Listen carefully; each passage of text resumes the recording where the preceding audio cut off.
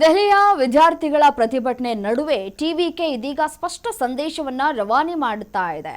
ರಾಷ್ಟ್ರೀಯ ಪ್ರವೇಶ ಪರೀಕ್ಷೆ ಏನಿದೆ ಅದನ್ನ ರದ್ದು ಮಾಡಿ ಅಂತ ಹೇಳಿ ಕೇಂದ್ರಕ್ಕೆ ಒತ್ತಾಯವನ್ನ ಮಾಡ್ತಾ ಇದ್ದಾರೆ.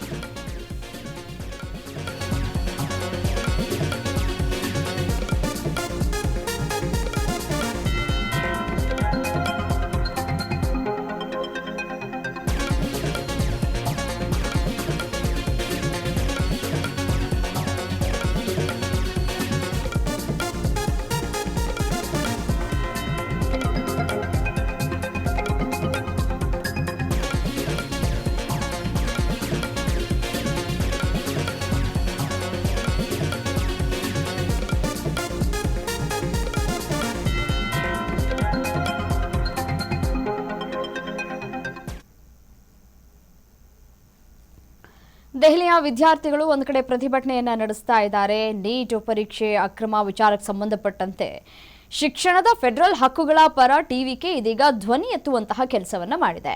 ನೀಟ್ ಪರೀಕ್ಷೆ ಸಂಪೂರ್ಣ ರದ್ದುಪಡಿಸೋದಕ್ಕೆ ಟಿವಿಕೆ ಆಗ್ರಹಿಸ್ತಾ ಇದೆ. ನೋಡಿ, ವೈದ್ಯಕೀಯ ಪ್ರವೇಶದಲ್ಲಿ ರಾಜ್ಯಗಳ ಪಾತ್ರವನ್ನ ಹೆಚ್ಚಿಸೋದಕ್ಕೆ ಟಿವಿಕೆ ಈ ಮುಖಾಂತರ ಆಗ್ರಹಿಸ್ತಾ ಇದೆ.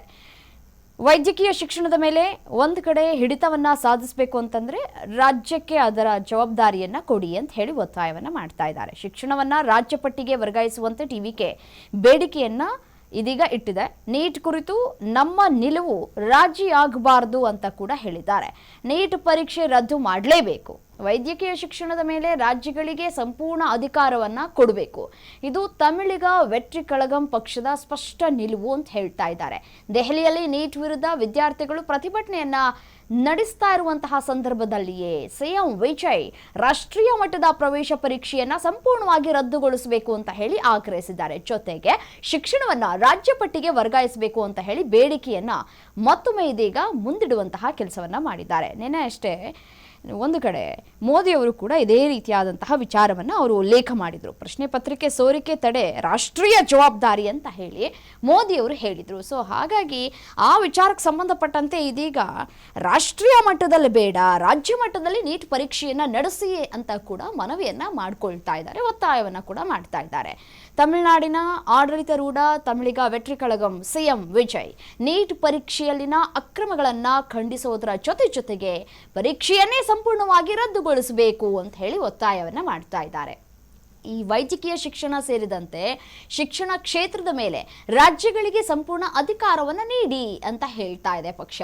ದೆಹಲಿಯಲ್ಲಿ ನೀಟ್ ವಿರುದ್ಧ ಪ್ರತಿಭಟನೆ ನಡೀತಾ ಇರುವಂತಹ ಸಂದರ್ಭದಲ್ಲೇ ಟಿವಿಕೆ ಈ ರೀತಿಯಾದಂತಹ ಒಂದು ಮನವಿಯನ್ನ ಮಾಡಿಕೊಳ್ತಾ ಇದೆ. ತನ್ನ ನಿಲುವು ಯಾವುದೇ ಕಾರಣಕ್ಕೂ ಬದಲಾಗುವುದಿಲ್ಲ, ನಮ್ಮ ನಿಲುವು ರಾಜಿ ಆಗುವಂತಹ ಮಾತೇ ಇಲ್ಲ ಅಂತ ಹೇಳಿ ಅವರು ಸ್ಪಷ್ಟತೆಯನ್ನ ಕೊಟ್ಟಿದ್ದಾರೆ. ಶಿಕ್ಷಣವನ್ನ ಸಂವಿಧಾನದ ಸಮಕಾಲೀನ ಪಟ್ಟಿಯಿಂದ ರಾಜ್ಯ ಪಟ್ಟಿಗೆ ಸ್ಥಳಾಂತರಿಸಿ ಅಂತ ಹೇಳಿ ಪಕ್ಷ ಇದೀಗ ಟಿವಿಕೆ ಪಕ್ಷ ಆಗ್ರಹಿಸಿದೆ. ಜೊತೆಗೆ ಪ್ರಮುಖ ವಿರೋಧ ಪಕ್ಷ ಟಿಎಂಕೆಯನ್ನ ಪರೋಕ್ಷವಾಗಿ ಟೀಕಿಸಿದೆ. ಟಿವಿಕೆ ನೀಟ್ ರದ್ದು ಮಾಡ್ತೇವೆ ಎಂಬ ಭರವಸೆಯನ್ನು ನೀಡಿ ಜನರನ್ನ ತಪ್ಪು ದಾರಿಗೆಳೆಯುವಂತಹ ರಾಜಕೀಯವನ್ನ ನಾವು ಮಾಡುವುದಿಲ್ಲ ಅಂತ ಕೂಡ ಹೇಳ್ತಾ ಇದೆ.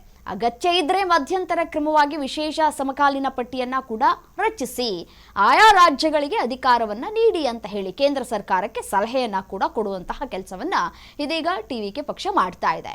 ನೀಟ್ ಪರೀಕ್ಷೆ ರದ್ದು, ಶಿಕ್ಷಣವನ್ನ ರಾಜ್ಯ ಪಟ್ಟಿಗೆ ವರ್ಗಾವಣೆ ಮತ್ತು ವೈದ್ಯಕೀಯ ಶಿಕ್ಷಣದ ಮೇಲೆ ರಾಜ್ಯಗಳ ಸಂಪೂರ್ಣ ನಿಯಂತ್ರಣ ಅನ್ನುವಂತಹ ಈ ಮೂರು ಪ್ರಮುಖ ಬೇಡಿಕೆಗಳನ್ನ ಟಿವಿಕೆ ಇದೀಗ ಮುಂದೆ ಇಡುವಂತಹ ಕೆಲಸವನ್ನ ಮಾಡಿದೆ. ಸೊ ಈ ಕುರಿತು ಕೇಂದ್ರ ಯಾವ ರೀತಿಯಾದಂತಹ ಒಂದು ರಿಯಾಕ್ಷನ್ ಕೊಡುತ್ತೆ, ಈ ನಿಲುವು ನೀಟ್ ಕುರಿತ ರಾಷ್ಟ್ರೀಯ ರಾಜಕೀಯ ಚರ್ಚೆಗೆ ಹೊಸ ತಿರುವನ್ನ ನೀಡುವಂತಹ ಸಾಧ್ಯತೆ ಏನೋ ದಟ್ಟವಾಗಿ ಇದೆ. ಬಟ್ ವಿದ್ಯಾರ್ಥಿಗಳು ಇದನ್ನ ಯಾವ ರೀತಿಯಾಗಿ ಪರಿಗಣನೆಗೆ ತೆಗೆದುಕೊಳ್ತಾರೆ? ಸದ್ಯಕ್ಕೆ ಈ ಒಂದು ಹೋರಾಟ ಅಥವಾ ಈ ಪ್ರತಿಭಟನೆ, ಅಹೋರಾತ್ರಿ ಧರಣಿಗಳು, ಈ ಒಬ್ಬರ ಮೇಲೆ ಮಾಡುವಂತಹ ಆರೋಪಗಳು ಅಥವಾ ನೋಡಿ ರಾಜೀನಾಮೆ ವಿಚಾರಕ್ಕೆ ಸಂಬಂಧಪಟ್ಟಂತೆ ಇದೀಗ ಪ್ರತಿಭಟನೆಗಳು ಸಾಗ್ತಾ ಇದೆ. ಪೊಲೀಸರ ಮೇಲೆ ಹಲ್ಲೆಗಳು ಕೂಡ ಆಗಿದೆ, ಒಂದು ಕಡೆ ವಿದ್ಯಾರ್ಥಿಗಳ ಮೇಲೆ ಹಲ್ಲೆ ಕೂಡ ಮಾಡುವಂತಹ ಕೆಲಸಗಳು ಕೂಡ ಆಗಿದೆ. ಸೊ ಹಾಗಾಗಿ ಇದನ್ನ ಯಾವ ರೀತಿಯಾಗಿ ಪರಿಗಣನೆಗೆ ತೆಗೆದುಕೊಳ್ಳಲಾಗತ್ತೆ ಅಂತ ಹೇಳಿ ಸದ್ಯಕ್ಕೆ ಇರುವಂತಹ ಪ್ರಶ್ನೆ. ನಿನ್ನೆ ತಾನೇ ಈ ನೀಟ್ ಪರೀಕ್ಷೆ ಅಕ್ರಮ ಅನ್ನುವಂತಹ ವಿಚಾರಕ್ಕೆ ಸಂಬಂಧಪಟ್ಟಂತೆ ನಾವು ಯಾರನ್ನೂ ಕೂಡ ಬಿಡುವ ಮಾತೇ ಇಲ್ಲ ಅಂತ ಹೇಳಿ ನಮ್ಮ ಹೆಮ್ಮೆಯ ಪ್ರಧಾನಿ ಹೇಳಿಕೆಯನ್ನ ಕೊಟ್ಟಿದ್ರು. ಇದು ರಾಷ್ಟ್ರೀಯ ಪರೀಕ್ಷೆ ಆಗಿದೆ, ಸೊ ರಾಷ್ಟ್ರೀಯ ನೀತಿ ಆಗಿದೆ.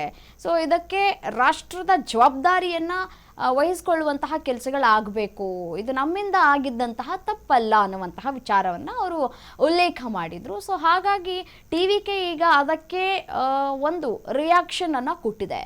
ಆಯಾ ರಾಜ್ಯಗಳ ಹೊಣೆಗಾರಿಕೆಯನ್ನು ಮಾಡಿಬಿಡಿ, ಟೆನ್ಷನ್ನೇ ಇರಲ್ಲ, ತಲೆನೋವೇ ಇರಲ್ಲ ಅಂತ ಕೂಡ ಹೇಳ್ತಾ ಇದ್ದಾರೆ. ಒಂದಷ್ಟು ನೀತಿ ನಿಯಮಗಳನ್ನು ಬದಲಾವಣೆ ಮಾಡಿ ಅಂತ ಹೇಳಿ ಸಲಹೆಯನ್ನು ಕೂಡ ಕೊಡುವಂತಹ ಕೆಲಸಗಳಿಲ್ಲಾಗಿದೆ. ಆ ಸಲಹೆ, ಆ ಒಂದು ಸೂಚನೆ ವಿದ್ಯಾರ್ಥಿಗಳ ಒಂದು ಮುಂದಿನ ಭವಿಷ್ಯದ ವಿಚಾರ ಆಗಿರುವಂತಹ ಹಿನ್ನೆಲೆಯಲ್ಲಿ ಬಹಳಷ್ಟು ಸೂಕ್ಷ್ಮವಾದಂತಹ ವಿಚಾರ. ಇದನ್ನು ಸೂಕ್ಷ್ಮವಾಗಿಯೇ ಪರಿಹರಿಸುವಂತಹ ಕೆಲಸಗಳಲ್ಲಿ ಇಲ್ಲಿ ಆಗಬೇಕಾಗಿದೆ.